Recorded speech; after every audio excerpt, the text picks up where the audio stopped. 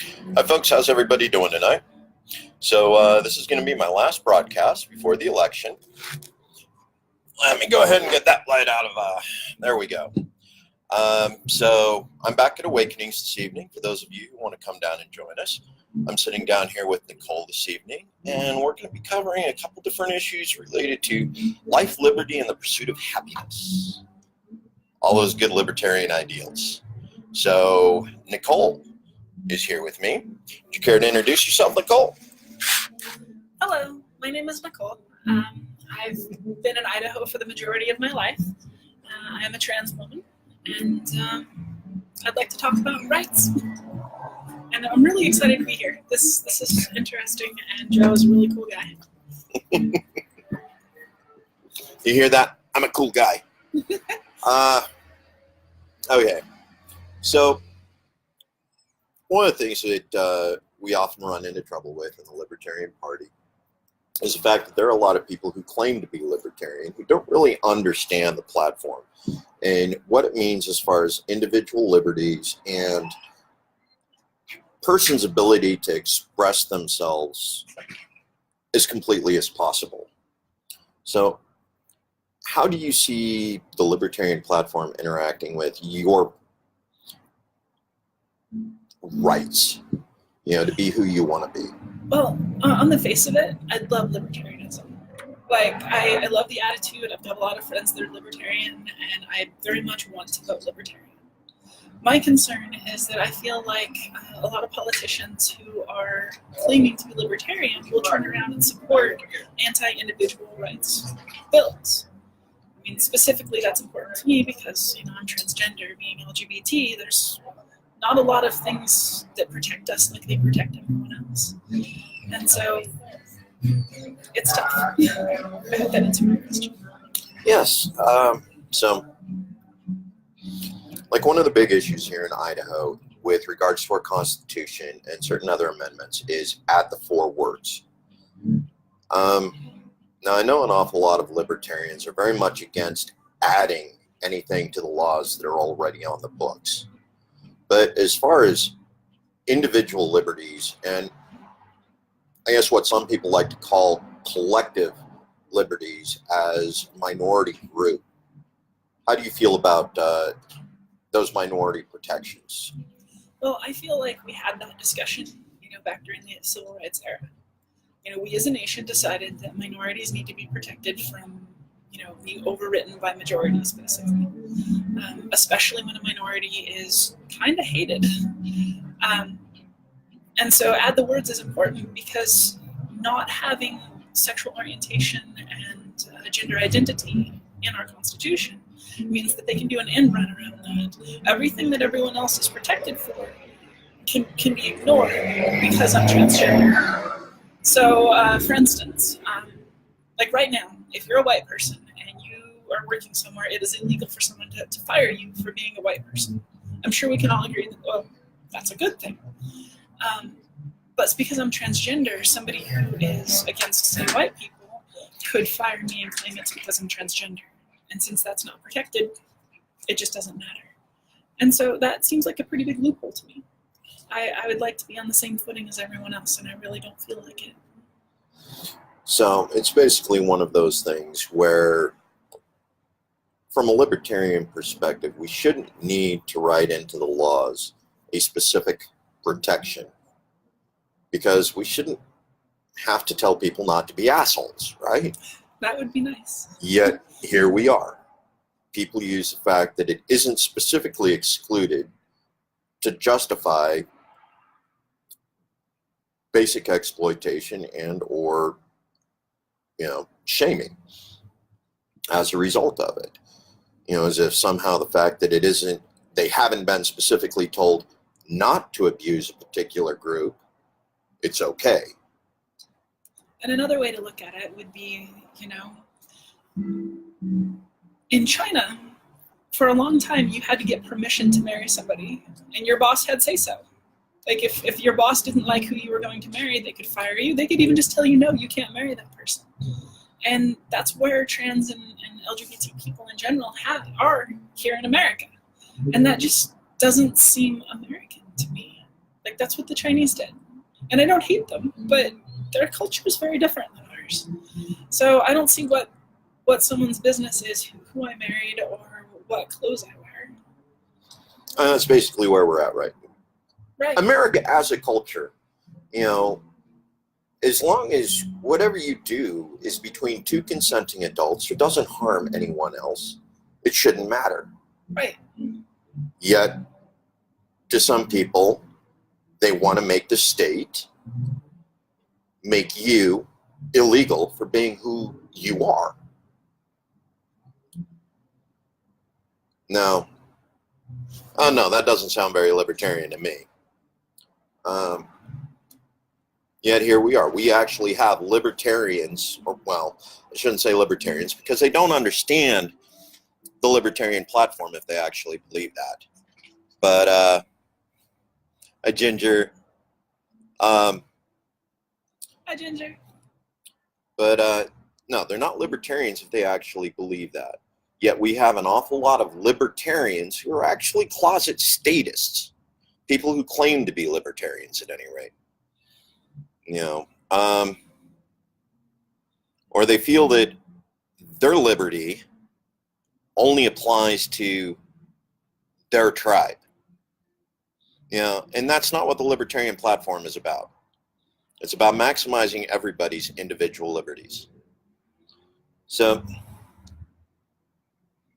let's get back to the issue of prisons. We were talking about prisons earlier.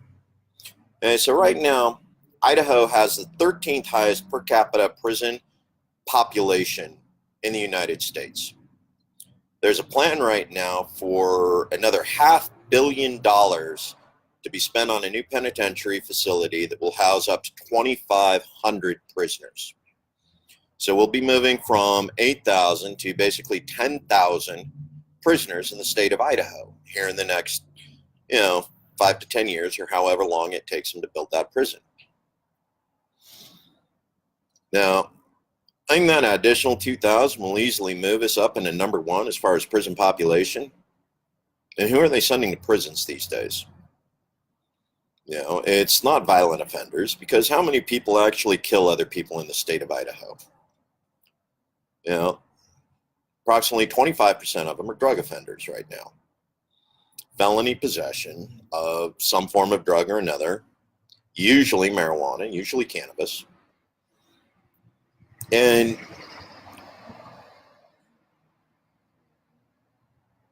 so how would an increase in your likelihood of being arrested randomly for who knows what and being placed in prison in a very pro-prison state actually affect you?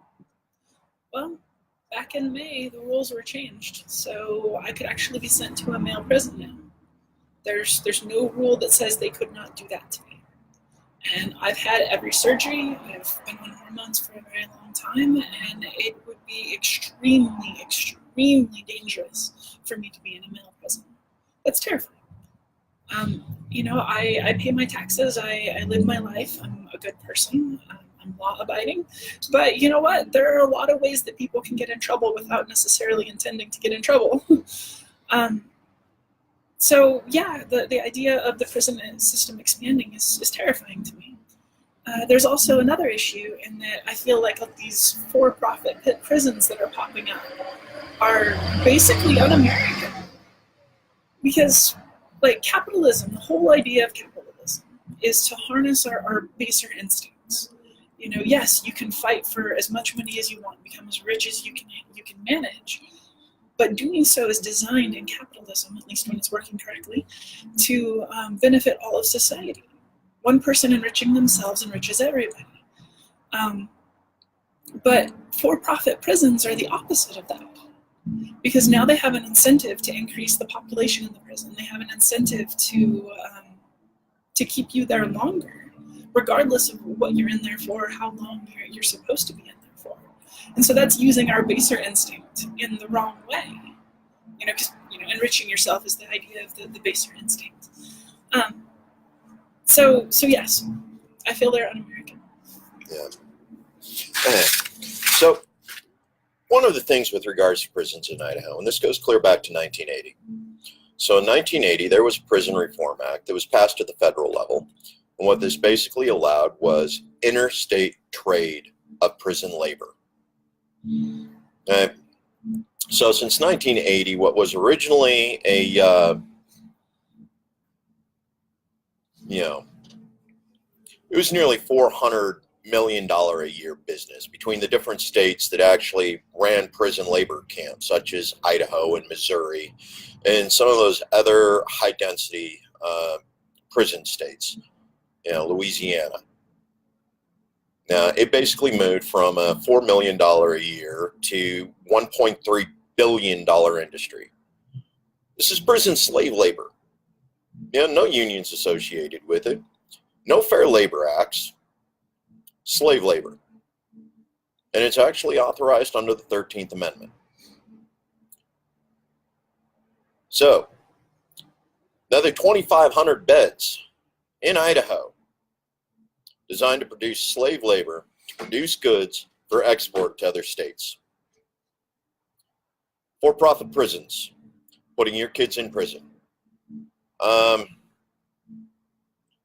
with regards to minorities, particularly with the LGBQT+, they're at extreme risk for a number of reasons. So, it's not just, our sons and daughters who are being targeted with this for-profit prison system, this constant cycle of running people through our prisons. It's our neighbors, of all types, of all kinds. And some of them are actually at significantly higher risk of being injured or killed or basically violated, if they are placed in those positions. So it's one of those things where we need to get around to sentence reform. We need to get around to prison reform so that non-violent offenders aren't filling this for-profit prison system. And we need to kill these contracts. Crony capitalism. It's corporatism, not capitalism. Right, Ginger, absolutely. So we covered out the 4 words. We covered, so in your process of transition, what was it like? I realize that's a loaded question because there's so much that's involved in it. There really is.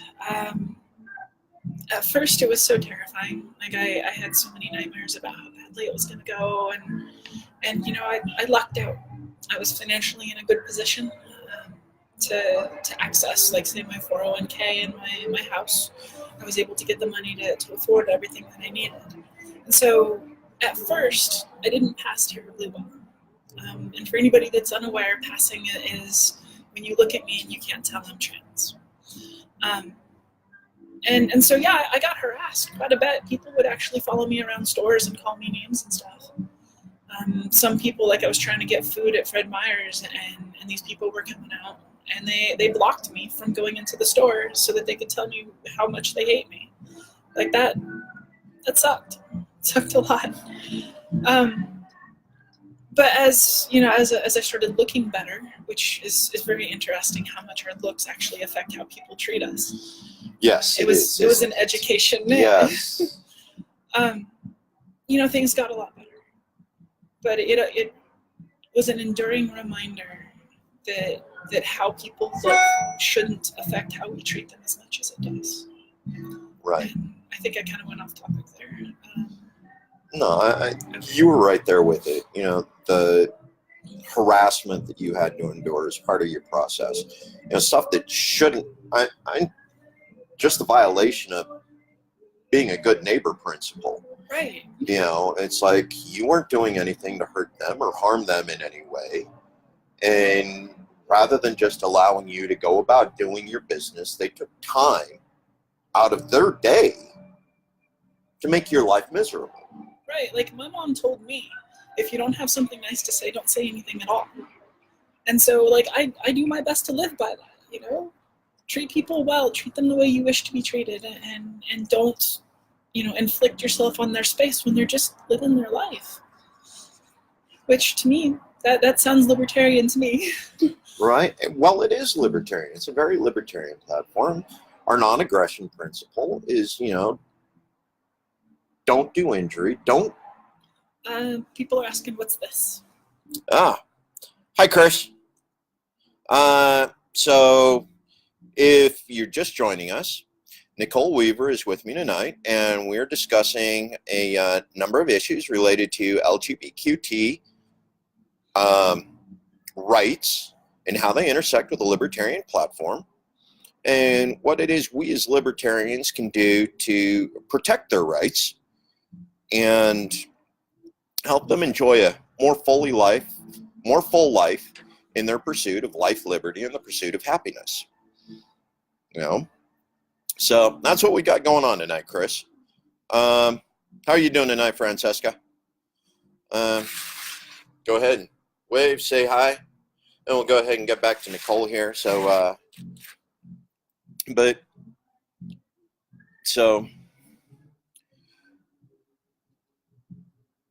what are one of those considerations you would recommend to someone who's actually considering transitioning right now because, they're not comfortable with who they are?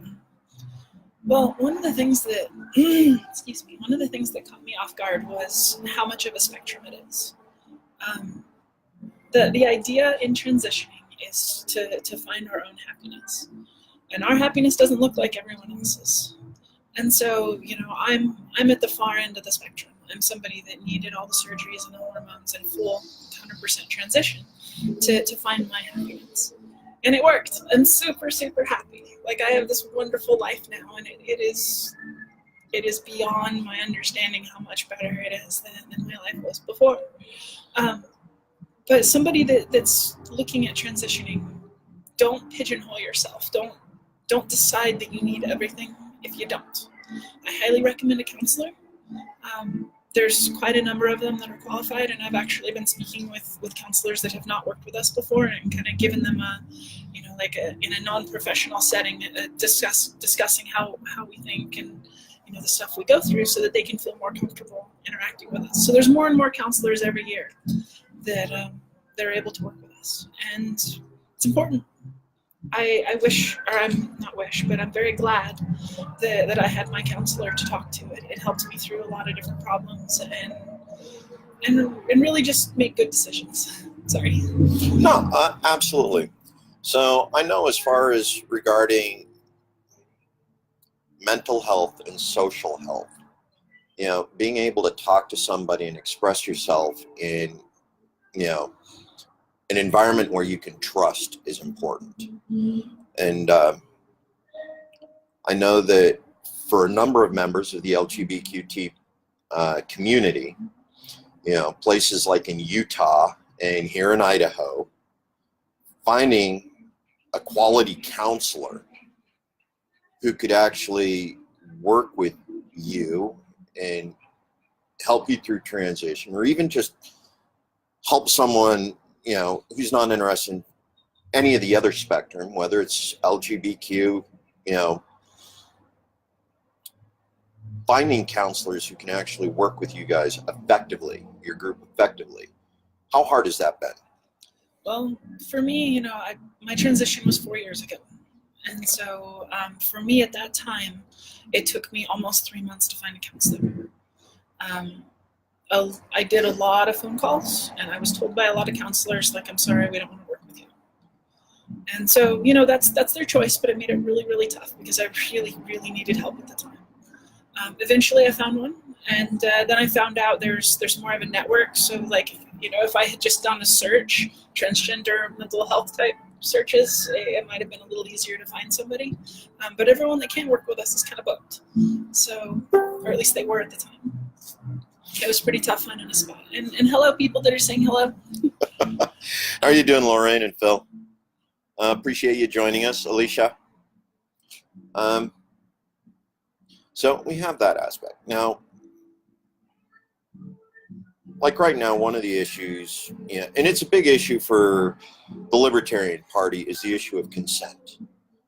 So right now we have like 1 in 4 young women who are sexually assaulted or molested before they're 21, before they complete college. There are 1 in 6 young men who suffer some form of sexual assault during the same time frame. And even as full-grown adults, men still suffer sexual assault at the rate of 1 in 33. Now, can you speak to how that issue affects LGBTQT community once you bring it down to just inside that community itself? What sort of breakdown that is? I haven't looked at the numbers recently, but generally our rates of sexual assault are higher than the general population, sometimes quite extensively so. As a trans woman, for instance, there are a lot of people, like you hear, especially men online who are really mean, say things like, oh, you're so ugly, no one would ever want to touch you. But you know what? That's actually the opposite. A very large number of people treat us like fetishes. And so there are guys who will vehemently deny being interested, but they really quietly, secretly want to be with a trans woman. And sometimes that means that they'll rape us. There's also corrective rapes, like you're not living up to your gender as, any part of the LGBTQ plus spectrum. They'll rape us in order to try to fix us, which is the weirdest concept I've ever heard of. Well, not the weirdest, but it's close. So yes, our rates are higher. Sexual harassment is pretty high. I guess that answers that question. Unfortunately, it does. I guess I shouldn't be surprised at the fetishization.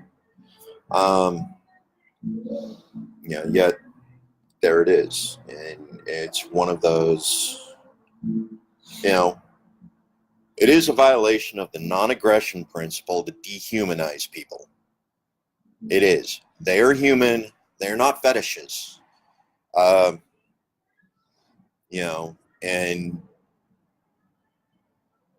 as part of the problem with dehumanization is it is that one step towards justifying violations of human rights because they no longer see you as human.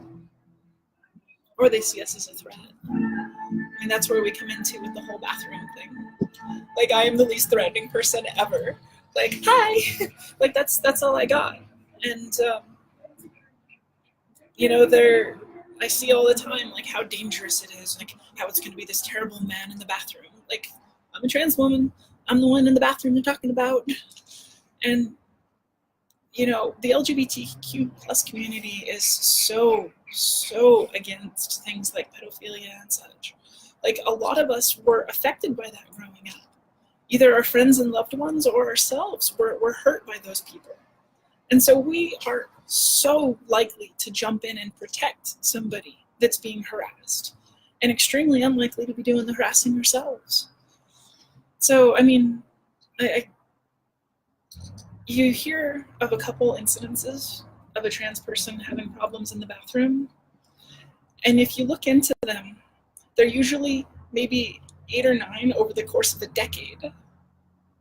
And so there are millions of us in the US, and that's it. Like, that's their proof that we're terrible and scary and dangerous.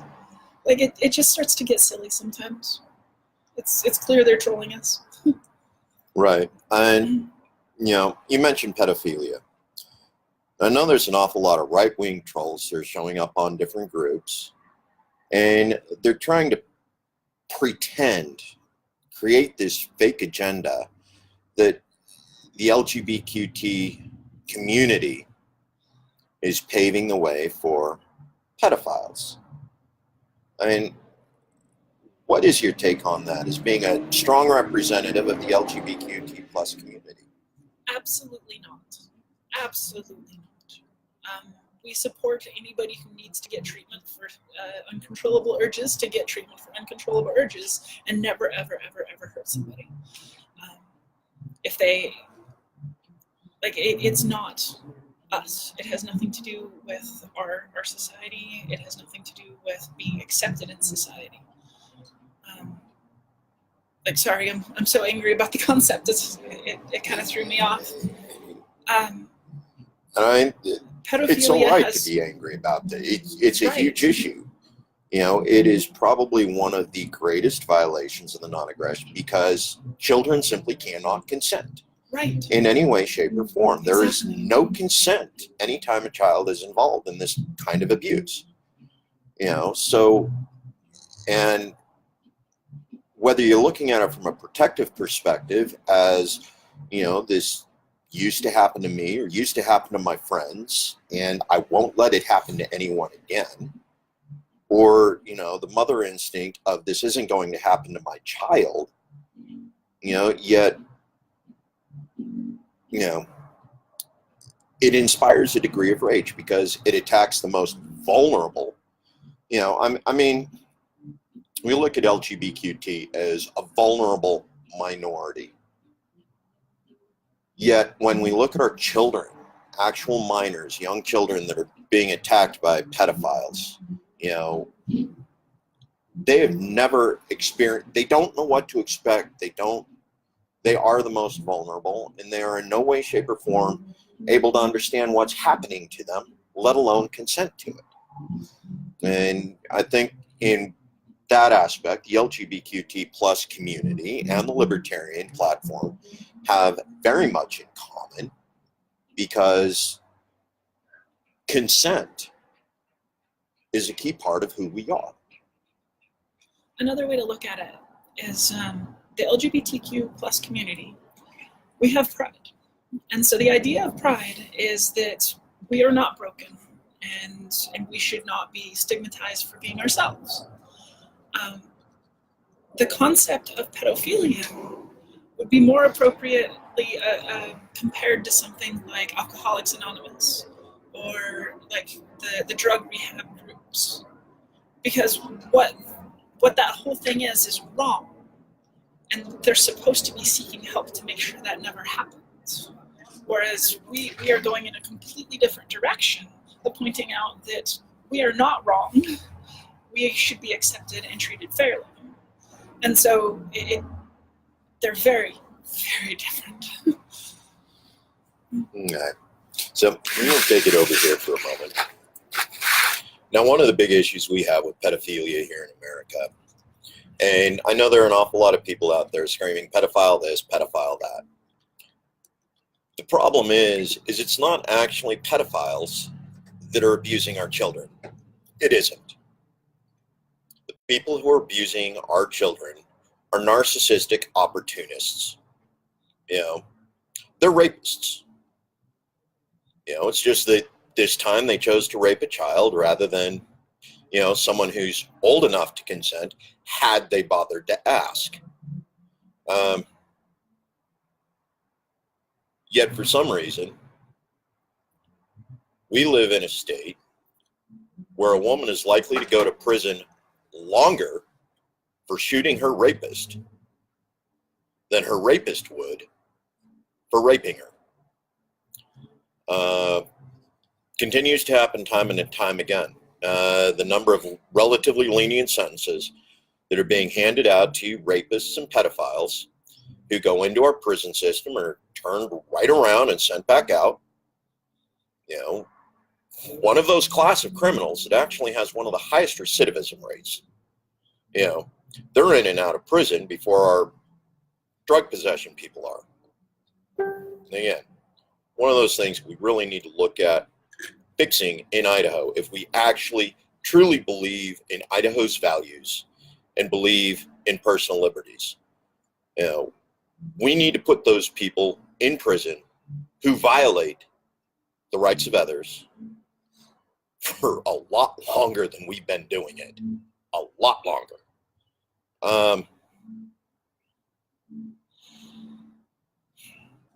Yeah. One of those things I'm passionate about.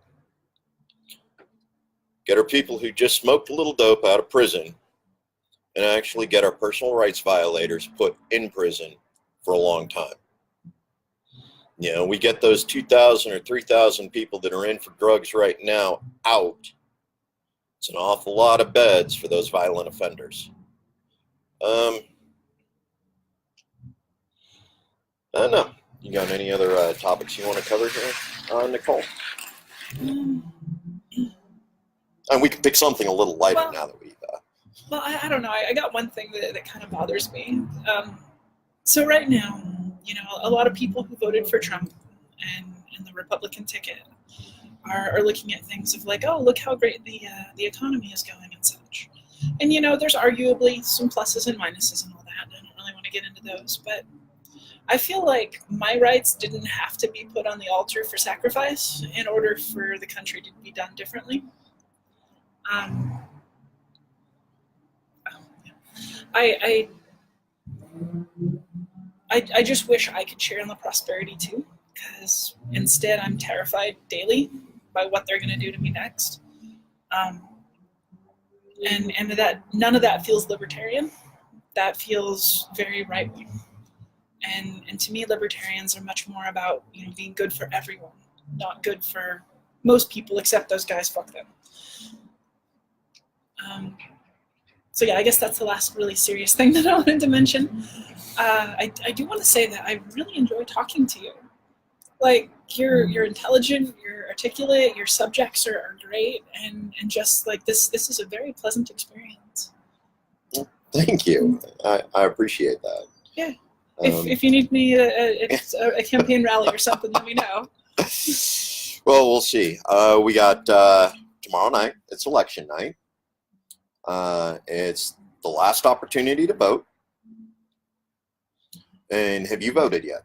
I haven't. I didn't want to do early voting. I want to vote on the day. So we're all ready to go first thing in the morning. Excellent. So when do the polls open? I believe they open at 6, but I was going to double check that before going to bed tonight. Okay. So find out when your polling station is open. Find out where it is. I know some of you tuning in aren't actually in my district. Some of you who will see this as shared aren't in my district. But I hope you took time to take a look at your candidates, whichever district you're in. Understand what their platform is. Understand what their priorities are. And if you're actually looking at an incumbent, look at their voting record. Because that actually tells you who they are, not just what they promise you. And if you haven't already voted, find time to make it to the polls tomorrow. Regardless of what your political ideology is, we want you to get out and make your voice heard.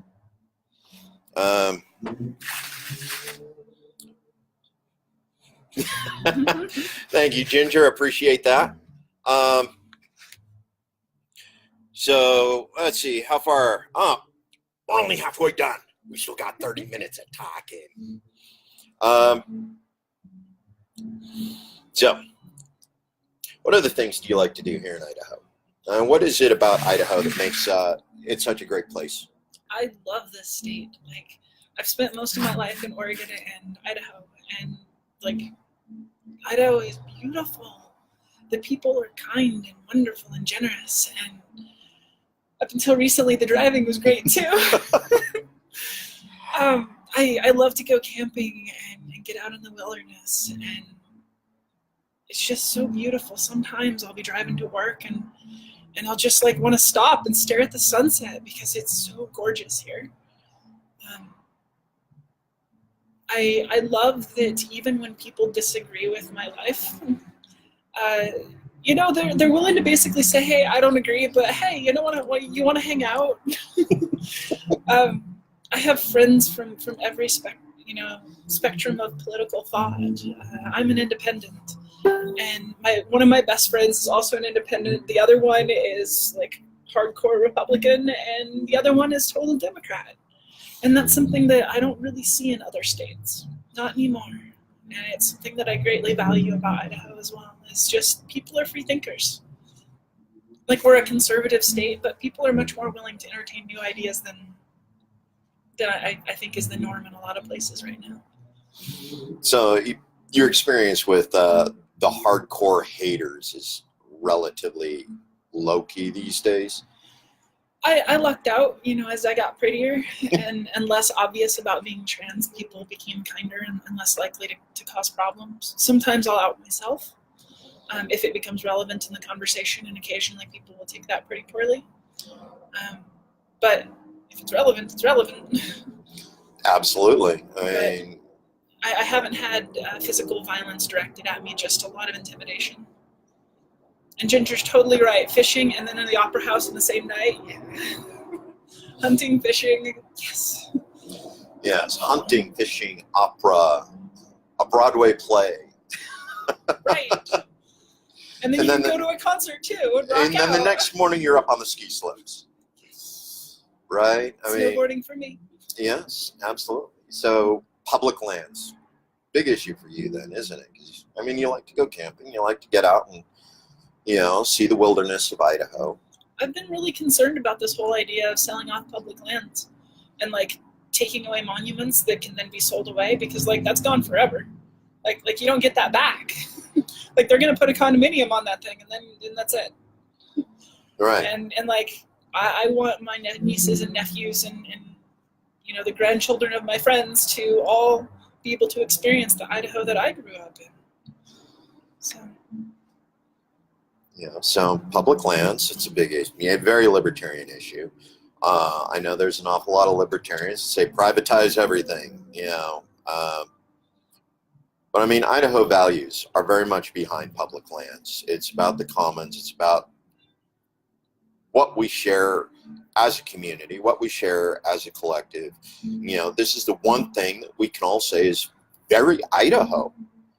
Our Frank Church Wilderness area, our new Cecil Andrus White Cloud Range. These are all very much part of Idaho and who we are as a culture and as a state. But yeah, the great things that have gone, the number of organizations that continue to bring culture into the state, into Boise. They said the opera, the plays, the conventions.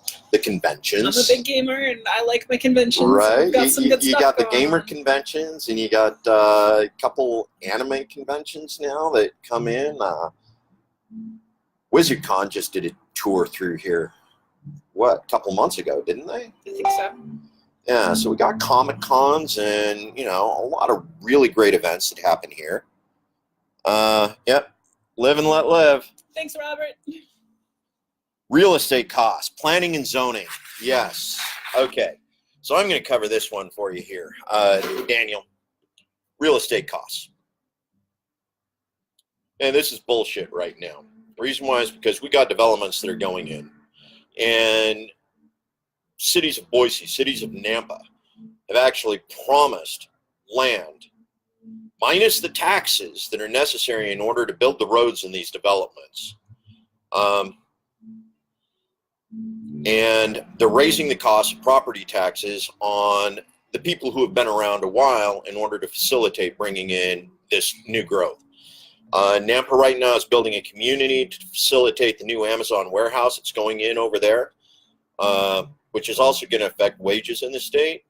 We're currently looking at somewhere around 2.7% unemployment rate.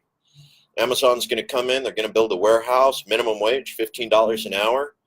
How many businesses aren't going to have employees anymore simply because Amazon's coming in and offering $15 to $16 in order to set up their warehouse distribution here.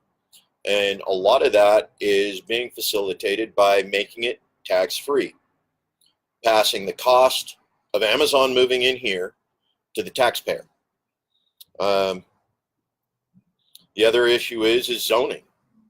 Right now, we got a number of neighborhoods that are designed and zoned specifically for larger plots of land.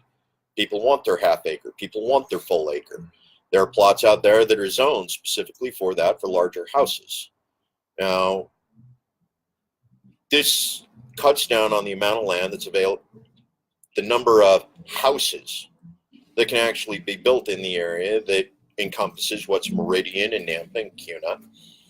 And you end up with basically two variations. You end up with houses that are owned by very rich people who are able to afford $400,000, $500,000 properties and houses, while everybody else is forced to settle for living in an apartment complex.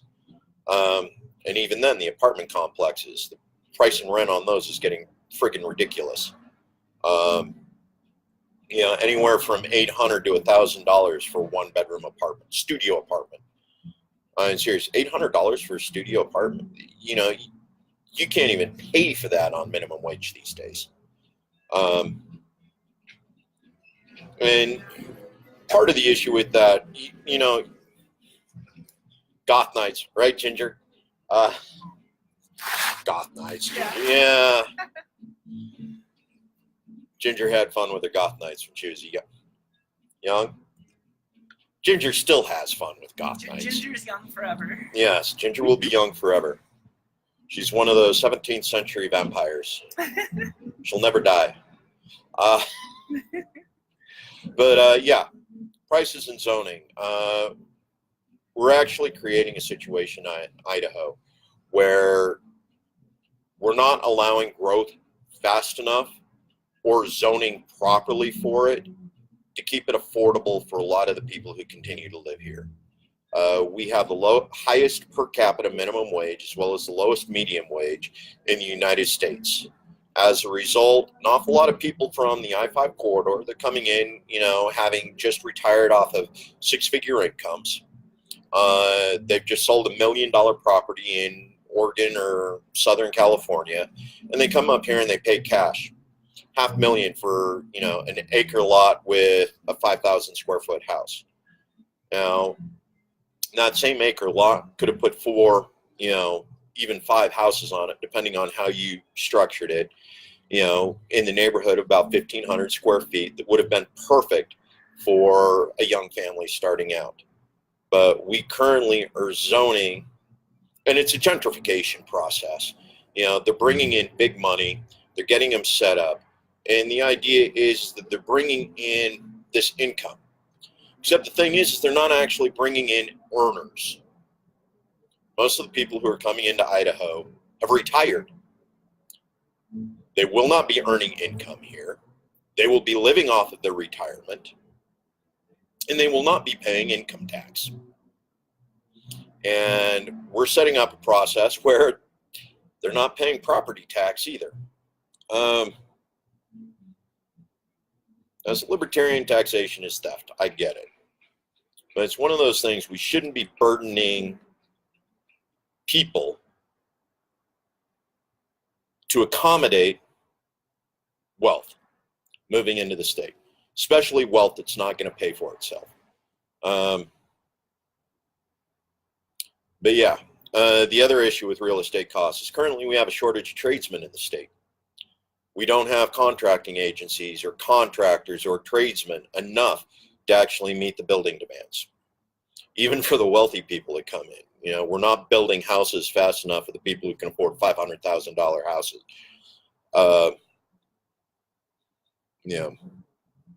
And that's an issue related to the way we handled our education thought process.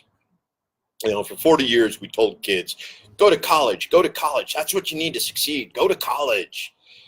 Meanwhile, right now we got tradesmen, and because there's so few of them, they're making 6 figures.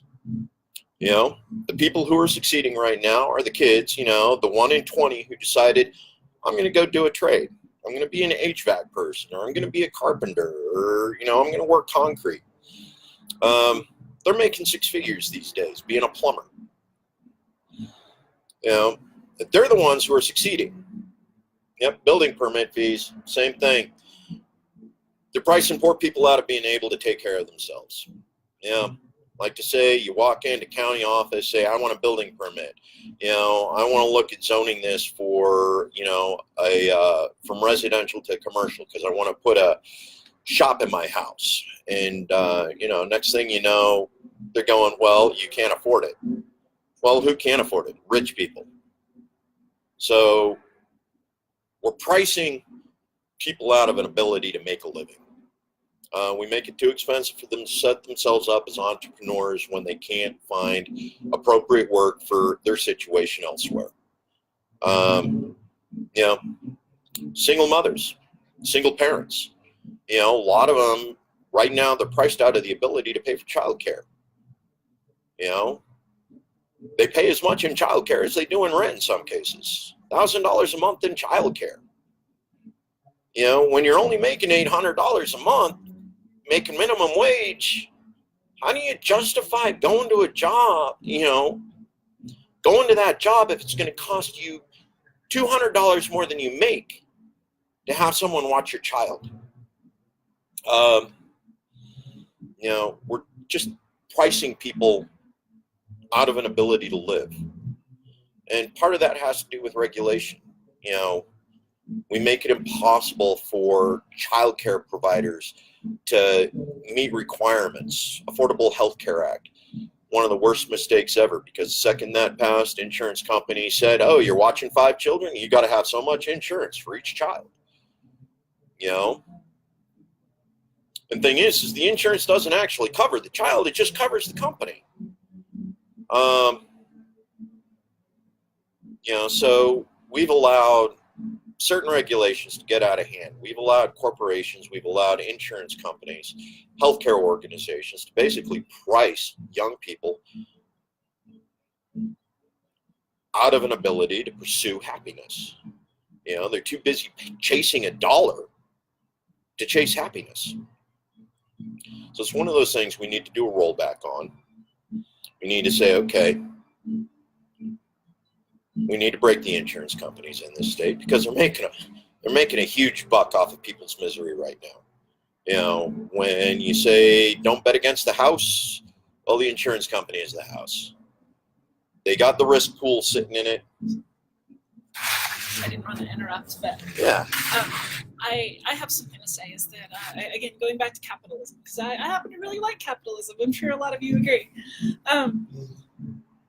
One of the things when the Affordable Health Care Act was first being worked on that came up that, interestingly enough, didn't make the cut, is to force hospitals and doctors to post their prices for the procedures that they do, which would allow market forces to determine cost and allow us to look for low price options.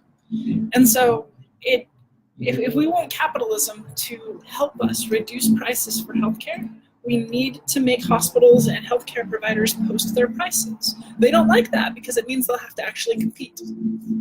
Right now, they just look good, and then we just assume it's a good price. We don't have any way to compare. So that's something I have to say. Absolutely. So we're being denied key information. We're being denied the ability to consent to what we're being charged. Yes. So we need to get back, fix that issue in Idaho, regardless of what it is, the insurance. Part of the reason why I never made the cut was because the insurance company said, hey, if they actually post their prices, I can't get my discount rate. And if I can't get my discount rate, I'm not making any money. One of those things we need to get to where, now Idaho's a little bit different. Reason why is because at this point in Idaho, we no longer have a single payer issue that we got to deal with. We have a single provider issue. St. Luke's, single largest employer in the state. They own 80% of the rural clinics that exist in the state of Idaho. They have a de facto monopoly on healthcare in much of this state. Yeah, Boise's a little different. We got St. Al's. We got a couple doc shops. A little doc in the box or whatever they call them here.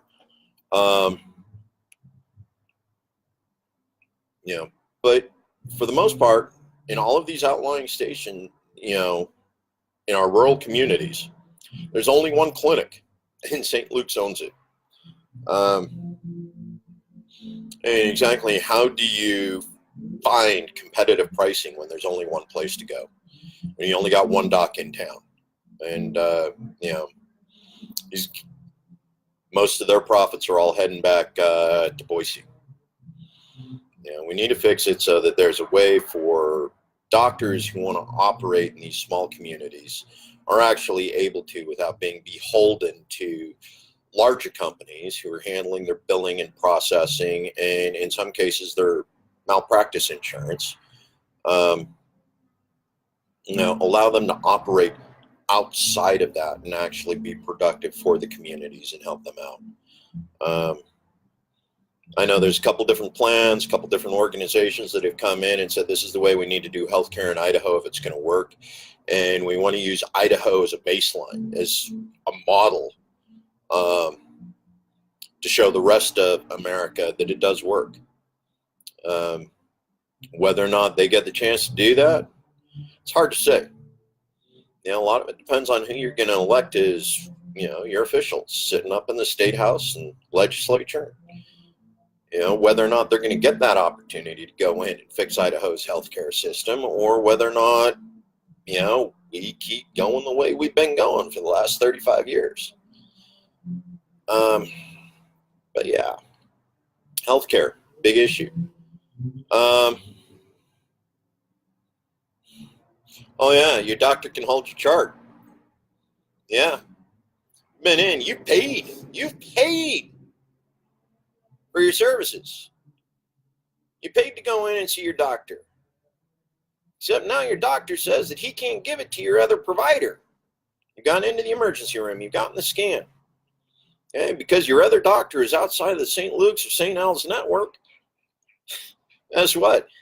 Your other provider isn't going to get to see those charts. Isn't going to get to see those labs. Your doctor, your physician, your hospital, they can hold them. Prevent you from seeing anybody else without going through and having your other provider actually run the exact same tests. As we all know, there's an awful lot of tests that are actually have health consequences if they're done too often. X-rays, one of them. CAT scans, depending on what sort of chemicals they use to enhance the scans. Biopsies. Let's keep the stabbing to a minimum. Right? Let's keep the stabbing to a minimum. One of my situations, I'm actually a kidney cancer survivor. Yeah, I got this really cute scar. If you ever see me in person, go ahead and ask to see it. But no, when I went in and talked to my physician, they had the scan and they took a look at it and said, well, based on its location, it's one of 4 possibilities, 2 of which are cancerous. But regardless of what it is, recommend taking it. And he actually chose not to do the biopsy because the process of doing the biopsy actually ran a risk of causing the cancer to metastasize. And, I got lucky. I had a good doctor. He went in. We made the call. It happened. Renal cell carcinoma. I'm alive today, partly because of what we found a year ago. But biopsies, you don't want to do those willy-nilly, simply because it can cause the cancer to spread before you can actually treat it. It's just these things you need to be aware of when you're getting ready to go into the doctor with regards to your health care. And there is so much of our health care right now because of HIPAA regulations, which a lot of physicians just use as an excuse to hold on to your records. But legally, they can hold the records and refuse to release them to any of your other care providers. So keep that in mind when you take a look, who do you want taking care of you? And understand that we may need to pass legislation. Well, actually, more to the point, we have to remove legislation in order to allow that to happen.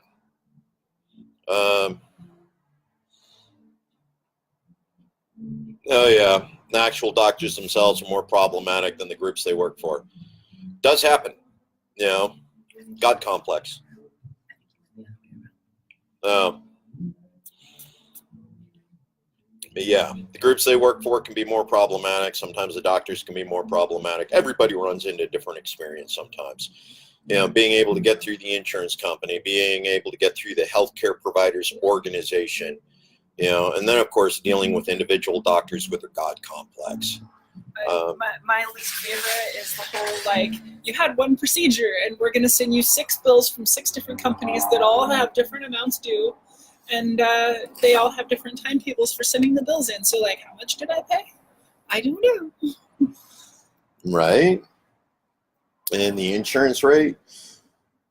Each one of them will use your same insurance company, and then the insurance company will send you 6 different forms saying, okay, we covered this for you, but only this much of this. Right. Like, it'd be nice if it was a little simpler. Just right. A little bit simpler. Right. So, healthcare, definitely a big issue that needs to get fixed. What else? Well, I guess on the subject of LGBTQ plus and healthcare, there's a lot of people that don't want some of our issues covered. Right. And I'm just like, so I don't hear people complaining about those who smoke a lot and get throat cancer. I don't hear them complaining about people that climbed a tree and fell and broke their arm, getting that covered by insurance. Or somebody that drives drunk and gets in a huge wreck, and insurance has to cover all that.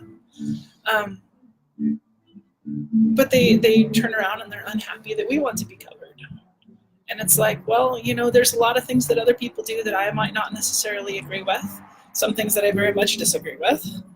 But insurance is supposed to be there for everybody. That's its function. Right. Insurance covers people with alcohol problems to the point where they actually develop cirrhosis of the liver. Right. And this is a lifestyle choice that lands them in critical care. People who abuse their body in such a way that they run into renal failure, their kidneys fail, and they end up on dialysis, sometimes because of lifestyle choices. And, being transgender, I didn't choose this. I spent the majority of my life desperately trying not to be trans, wishing so hard that I was not trans. And it just got to the point where it was undeniable. I couldn't live as I was any longer. I had to change. And so that's my thing. It's a medical issue. It's not supposed to be a moral issue. We're supposed to take care of everyone. Let's see. We're getting close. Yeah, we're getting close to closing time here, guys. We're at 56 minutes. So, any of you got any last minute issue? Well, okay. Long as we're closing up here, remember, I'm Joe Evans. There we go. I'm Joe Evans. I'm your Senate candidate for District 21. Tomorrow is voting day, November 6th. Polls are open till 8 o'clock tomorrow night. So you can't get in before work. Make sure you get in after work. Do your research, folks. Do your research on your candidates. I don't care if you vote for me. I don't care if you vote for the other guys. What I want you to do is I want you to be an informed participant in our democratic process. Don't just vote R, don't just vote D. Be informed. Understand your candidates. Reason why is because we need to vote people right now, not party. We got good third parties out there. If you honestly can't bring yourself to vote for either the D or the R, I'd like you to vote for me, a libertarian. We got a couple other good people out there too. We got Scott Walker. No, that's not right. Scott Howard. Sorry about that, Scott. We got Scott Howard. He's running for 1st Congressional District as a libertarian up there. We got Bev Angel Beck. She's running as a libertarian candidate for governor. You can take a look at their different platforms, find them on social media, find them through the League of Women Voters. Yeah. No, you're good, Robert. But give a shout out to my street team, the people who have been out dropping my literature all over District 21, making sure it's getting on bulletin boards and washing and laundromats and you know, the bars and the coffee shops so that everybody can see me, dropping literature on doorsteps, all those people who have been putting out, all of you beautiful people who have been sharing all of my videos. Thank you very much. Appreciate it. So tomorrow's vote, then Wednesday, after election party, win or lose, we got another event going on at Twisted Timber out at the corner of Cloverdale and Victory. You know, everybody come out, say hi, so I can thank you personally, shake your hand, do great things that way. But get out, be informed, make your choices. Anyway, thank you all so much. Here's hoping for change. Talk to y'all later.